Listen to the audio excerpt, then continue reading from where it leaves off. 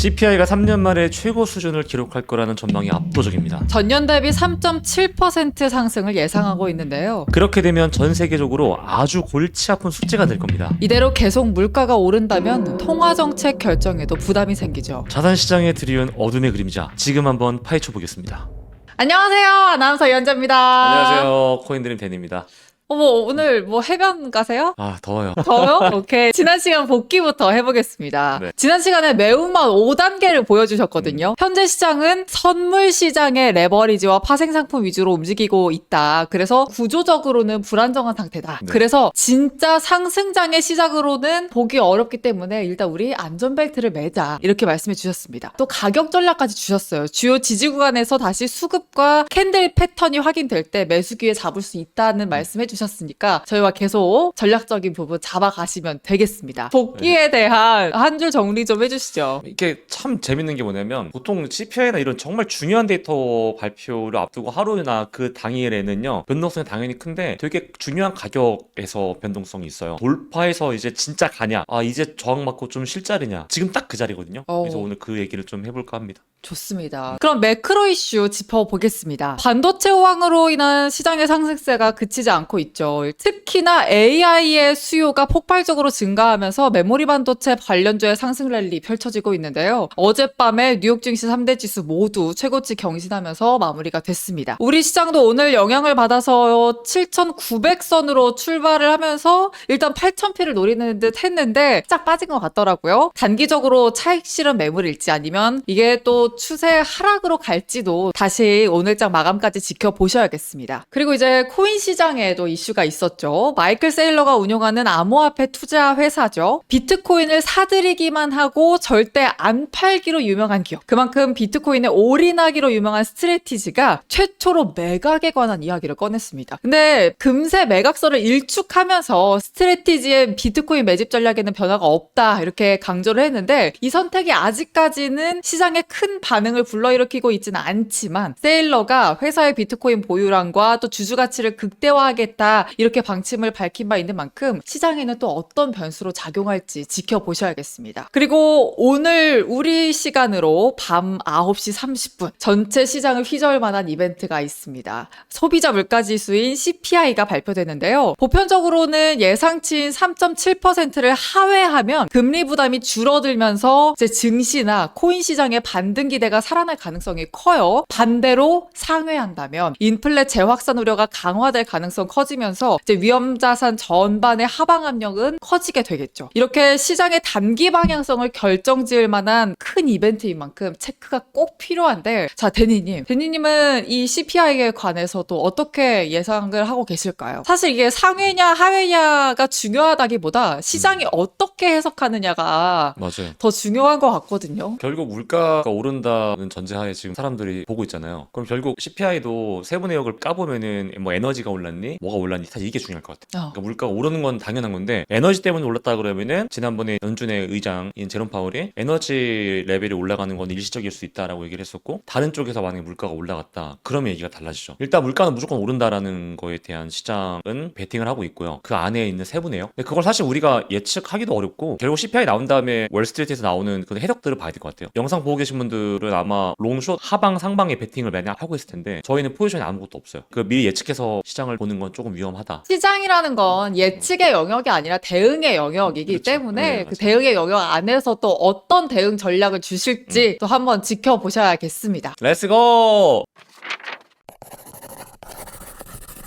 제가 첫 번째로 봐야 되는 가격 구간이 84K에서 85K 구간입니다. 지금 화면상 보시는 이 초록 색깔 박스가 되게 중요한데요. 지금부터 여기 구간까지는 3%밖에 남지가 않았어요. 그러니까 우리가 좀 트레이딩 관점에서 본다면 아까 이제 제가 말씀드릴 때 지금 돌파를 하냐 마냐 되게 중요하다. 그 돌파 구간이 지금 이 초록색 박스 구간이거든요. 자, 그럼 이 값이 어떻게 났는지, 만약에 여기를 돌파를 만약에 했다? 그러면 저는 전체적인 시장이 상승장으로 이어질 가능성이 매우 높다라고 생각을 해요. 반대로 여기는 누구나 누구나 보는 저항 자리거든요. 여기는 뚫기 힘들 거야. 제가 지난번에 얘기했을 때도 근데 수급이 좋아진다면 가격이 올라갈 수 있는데 결국 지금 선물 시장이 주도했고 현물 시장이 따라오고 있느냐? 결론적으로 말씀드리면 아직도 안 따라오고 있단 말이죠. 그럼 이 가격 구간은 결국에는 강한 저항이 될 가능성이 높다는 얘기인데 왜 이렇게 나왔는지 그걸 얘기를 해보겠습니다. 자, 일단 가격은 다시 말하자면 84, 85 정도가 돼요. 자, 왜 이렇게 이제 1000불 정도 레인지를 뒀는지 지금부터 설명을 드릴 거고요. 자, 2월 6일 이후에 나왔던 상승 채널입니다. 쉽게 보시면 2월 6일 날 저점이라고 우리 가정을 하고 저점 두 개를 잇고 고점과 고점을 이었을 때 나오는 상승 채널 기준으로 보면요. 보통 채널 하단이나 미들 라인이나 혹은 상단, 하이, 미들, 로우 요 값들은 되게 유의미한 저항, 지지가 되는 경우가 많아요. 지금 첫 번째로 보는 거는요. 2월 6일 이후에 상승 채널 상단 저항이 되는데요. 그 가격 구간은 아까 봤던 것처럼 84K에서 85K 수준입니다. 두 번째는요. 25년도 2월부터 4월까지의 POC 라인이에요. 1월 달에서 3월 달에 가격 구간을 두고 여기서 가장 거래가 많이 됐던 심리적인 가격 구간을 우리가 정하는데요. 그걸 포인트 오브 컨트롤이라고 해요. 작년 2월 달과 4월 달에 POC 라인 형성이 된 다음에 이 구간에서 여러 번 지지가 나왔어요. 보시면 지지가 나오고 지지가 나오죠. 근데 그러다가 지금 뚫렸단 말이죠. 뚫리고 난 다음에는 지금 첫 번째로 작용하는 저항 구간이라는 거죠. 쉽게 말해서 이탈이 나왔고요. 이탈 이후에 첫 번째로 나오는 저항 구간이라는 겁니다. 제가 지난번에도 말씀드렸듯이 이 첫 번째라는 의미가 되게 좀 유의미하다고 저는 보고 저는 보통 이런 구간을 SR 플립 구간이라고 얘기를 하죠. 첫 번째로 저항이 작용될 가능성이 높은 구간이라는 거예요. 근데 이게 비단 POC 하나만 있다면은 아까도 말씀드렸지만 그렇게 무거운 저항 레벨로 보지는 않을 건데요. 다음으로 볼 이 전체 하락 파동의 0.382 레벨 단기 고점이 작년 10월 달이라고 가정을 하고요. 단기 저점이 올해 2월 6일이라고 가정해 볼게요. 이 전체 하락 파동의 0.236을 돌파하고 지지가 나온 다음에 올라가는 거 봐야 된다고 지난번에 말씀을 드렸는데요. 지금 결국에는 잘 올라가고는 있지만 결국 이 0.382 레벨이 어디냐라고 봤을 때는 85K 부근이라는 거죠. 여러 근거가 중첩이 되는 구간이에요. 첫 번째 상승 채널의 상단 저항이고요. 그리고 두 번째는 25년 2월과 4월 달에 POC 라인 가장 심리적으로 가격이 중요한 구간인데 이탈이 나온 다음에 첫 번째 저항을 우리가 기대할 수 있는 구간이란 거고요. 그리고 세 번째로는 작년 10월부터 이어진 하락 파동의 0.382 레벨을 보통 타겟을 많이 하거든요. 상승할 때는 눌리는 구간에서 0.382까지는 보통 우리가 매수를 해주고요. 반대로 이걸 뒤집으면은 자 0.382까지는 숏 포지션을 혹은 시장이 하락할 거라는 이런 관점으로 보고 진입하는 공격적인 진입 구간을 0.382 구간으로 보통 많이 봐요. 마지막으로 26년도 1월달 단기 반등이 나온 다음에 단기 고점으로 가정을 해보고요. 2월 6일 저점에 대해서 이 파동도 하락 파동으로 접근한다면 이 구간에 0.618 자리도 중첩돼요. 쉽게 말해서 여기 이런 꼬리들 이거 우리가 LBP라고 하는데 LBP 하락 파동 0.618 전체 하락 파동이 0.236 되게 중요한 저항 구간이라는 거죠. 이게 제가 무슨 얘기를 하셨냐면은 이만큼 중요하다라는 겁니다. 이렇게 많은 근거들이 중첩이 되어 있는 거죠. 그렇기 때문에 누구나 보는 저항 구간이에요. 그렇기 때문에 강한 힘이 필요한 거예요. 강한 힘은 호재를 말씀하시는 걸까요? 호재로 인한 수급이 필요한 거죠. 호재가 있으니까 올라간다 보다 이러니까 돈이 들어오겠네 가격이 오르겠다라는 기대감 때문에 올라가는 거잖아요. 통화정책은 뭐 이따가 또 한번 얘기하겠지만 통화정책은 금리 동결 혹은 이 금리 인상의 스탠스를 맞추고 있고 투자 환경에는 우호적이지 못하거든요. 근데 이 암호화폐 시장에는 극단적인 호재가 그러니까 필요한 거예요. 클리리티 법안이라던가 결국 트럼프가 정치적으로 활용할 수 있는 모든 카드가 다 통과가 된다는 거죠. 그래서 이렇게 정리해보고 온체인 데이터를 기준으로 그럼 지금 이 고점을 돌파하기 위한 준비가 됐는지 한번 살펴보겠습니다. Let's go! Let's go! 자, 온체인 데이터에서 가장 봐야 되는 건 뭐 많은 지표들이 있지만 결국 수급이고요. 결국 수급의 본질은 어디로 흘러가고 있는지 개선되고 있는지 아니면 더 위축되고 있는지 이게 중요한 것 같아요. 첫 번째로 보는 건 가격입니다. 가격은 이제 올라가고 있죠. 그 두 번째로 볼 거는요. 스테이블 코인이에요. 쉽게 말하면 시장의 유동성, 대기 자금이라고 볼 수 있는 거죠. 스테이블 코인을 보시면 지금 어떻죠? 내려가고 있잖아요. 가격이 올라가는데 스테이블 코인이 같이 늘어나야 정상인 거죠. 정상적인 시장에서는. 지금 스테이블 코인을 보시면 서로 다르게 움직이고 있다는 거죠. 이걸 보고 우리가 기술적으로 다이버전스라고 하거든요. 체력이 떨어지고 있다고 보는 거고. 자, 그러면 지금 스테이블 코인의 유동성이 조금 감소하고 있는 국면에서 지금 현재 결과론적으로 미결제 약정은 높은 수준을 유지하고 있어요. 그리고 이 거래량 자체는 파생 쪽에서 만들었다라고 말씀을 드렸었고 최근에 파생에서 조금 쉬어가네요. 하지만 다시 올라와 있고요. 중요한 건 파생이 먼저 이끌고 나서 현물 시장에서 수급이 강하게 드라이버가 됐냐라고 봤을 때는 글쎄라고 볼 수밖에 없는 거죠. 자, 3월달과 비교해 본다면 3월달보다 지금 비슷하거나 낮은 수준이에요. 실제로. 그리고 거래량은 저점은 올라갔지만 고점이 막 드라마틱하게 올라가지 않았습니다. 그렇기 때문에 지금 수급 지표만 본다면 수급이 개선됐다라고 보기 어렵습니다. 그 다음 데이터를 보겠습니다. 지금 보시는 거는요. 비트코인 거래량입니다. 고래들이나 세력들은 거래소 활용하지 않고 장외로 거래 많이 하거든요. 고래들이 고래들이 산다고 무조건 올라가는 게 아니죠. 고래들이나 기관들은 미래 밸류를 보고 거기에 이제 장기적인 투자를 하는 사람들이고, 우리가 원하는 건 단기적인 가격 퍼포먼스잖아요. 그건 절대적으로 유동성이 풍부해야 돼요. 자, 그렇기 때문에 거래량이 되게 중요한데요. 자, 파생이 이끌었고 그리고 현물이 이제 따라오냐 오지 않냐가 중요한데요. 자, 다시 볼게요. 가격은 고점이 올라갑니다. 그런데 현물 거래소의 거래량 자체는요, 볼륨이 이렇게 죽고 있다는 거죠. 아까도 말씀드렸지만 가격과 거래량이 반대로 움직인다는 겁니다.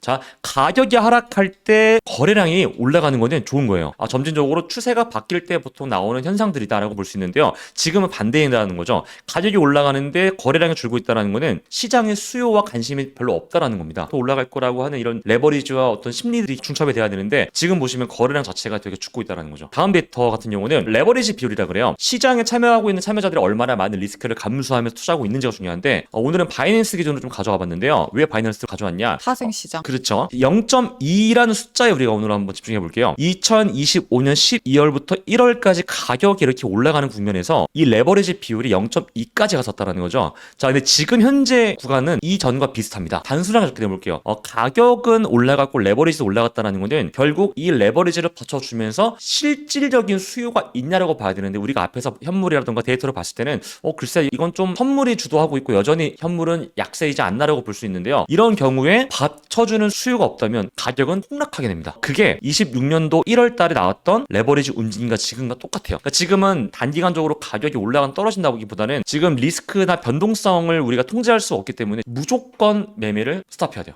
방향성을 예측하면 안 돼요. 변동성이 너무 클 거니까. 지난주부터 이제 계속 말씀드릴 때 현물 안 좋아, 선물 주도하고 있어. 보통 이럴 땐 기회가 와. 기회가 온다.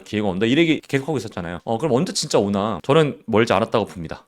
예, 그러니까 위로 그걸 돌파하는 걸 확인하면 더 전 확실한 기회라고 보고요. 만약에 그걸 돌파하지 못하고 아까 말했던 다시 저점으로 간다고 하면 그 또한 좋은 기회라는 거죠. 결국에는 위로 가건 아래로 가건 확인하고 내가 매매한다고 했을 때는 조금 더 강한 비중과 강한 레버리지를 사용해서 매매할 수도 있다는 거거든요. 그렇기 때문에 지금 예측보다 데이터를 좀 보고 하자라는 거고요. 그래서 이제 그 나머지 지표들을 좀 보면 채굴자 지표라 그래서 보통 가격이 이렇게 올라가거나 모멘텀이 좀 없을 때 채굴자들이 거래소로 물량을 이동시켜서 매도하는 경우가 좀 있어요. 근데 지금 보시면 다행히도 크게 움직임은 없습니다. 자, 마지막으로 비트코인 거래소 순 입출 금량을 볼 건데요. 자, 초록 색깔은 입금, 즉 매도라고 우리가 볼 수 있고요. 빨간색은 출금, 즉 매집이라고 볼 수 있습니다. 최근의 움직임 보시면 고점 부근에서 지금 보시면 매도라고 볼 수 있는 이런 움직임들이 조금 더 많긴 해요. 사실은. 그렇기 때문에 지금은 전반적인 변동성 지표도 높은 상황이고요. 거래소 자금 움직임도 조금 위험하고 나쁘다라고 볼 수 있다는 거죠. 여전히 선물이 주도하고 있고 아쉽게도 현물이 주도하는 시장은 아직은 오지 않았다라고 말씀을 드리겠습니다. 좋습니다. 정리 한번 해볼게요. 단기적인 퍼포먼스를 위해서는 유동성이 풍부해야 된다라는 게 절대적인데, 여전히 지금 현물 시장보다는 선물 시장이 주도하고 있다는 점을 체크해 주셨고, 변동성이 또 워낙 큰 시장인 만큼 상방으로 가던 하방으로 가던 일단 지켜본 후에 전략을 짜보자 라고 말씀해 주셨으니까 저희와 함께 계속해서 시장 체크 팔로잉 해주시면 좋겠습니다. 데니님 지금 지난주에는 매운맛 5단계 보여주셨고 오늘까지도 계속해서 지켜보자. 근데 결론은 오긴 온다예요. 구독자분들이 오긴 온다? 그래서 언제? 이런 생각 정말 많이 하실 것 같거든요. 오늘 모든 포커스가 오늘 CPI에 맞춰져 있어요. CPI에. 네, 그래서 오늘 반향성 나올 거라고 보고 전 차라리 그냥 확 돌파했으면 좋겠어요.